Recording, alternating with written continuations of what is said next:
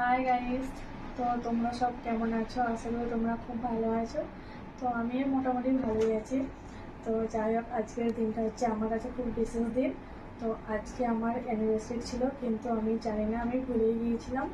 কারণ ভুলে গিয়েছি অন্য একটা কারণে, সেটাও তোমাদের বলবো। কিন্তু মেন কারণ ছিল আজকে আমাদের অ্যানিভার্সারি। আর তোমার দাদাভাই আমাকে এই গিফটগুলো করেছে। এই যে দেখো, প্রথমে এটাই দেখাই। তো এই গিফটটা করেছে, কিন্তু আমি জানি না কখন মিসে রেখেছে, জানি না। তো 12টা বাজতে আমাকে এটা দিয়েছে।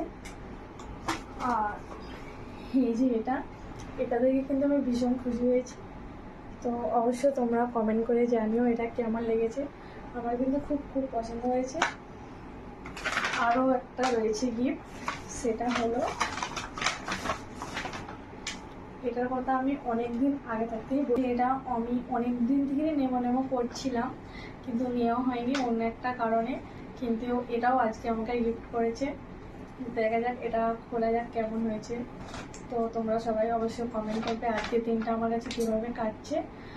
আর সবচেয়ে যে একটা কথা বললাম, যে একটা বড় কথা, আগের দিন আমার খুব বড় একটা অ্যাক্সিডেন্ট থেকে আমরা বেঁচেছি।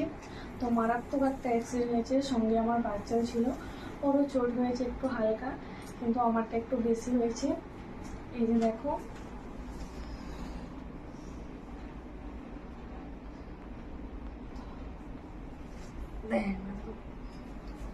তো পাটা আমার প্লাস্টার করেছে, মানে ফ্র্যাকচার হয়ে গিয়েছে।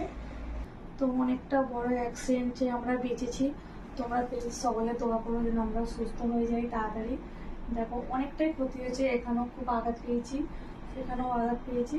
তো যাই হোক, মেন রোড থেকে আমরা বেঁচে গেছি। তো সেটাই আল্লাহর কাছে লাখ লাখ শুকর। তোমরা অবশ্যই আমাদের জন্য দোয়া করবে। চলো এখন কেক কাটা যায়। নিচে যাই না, প্লিজ তোমরা কিন্তু সকলে দোয়া করো যেন সারা জীবন আমরা এইভাবেই থাকতে পারি। আর কিছু চাই না। চলে আসো। আর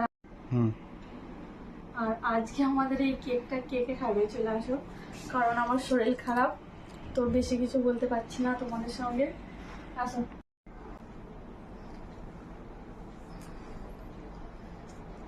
হবে না।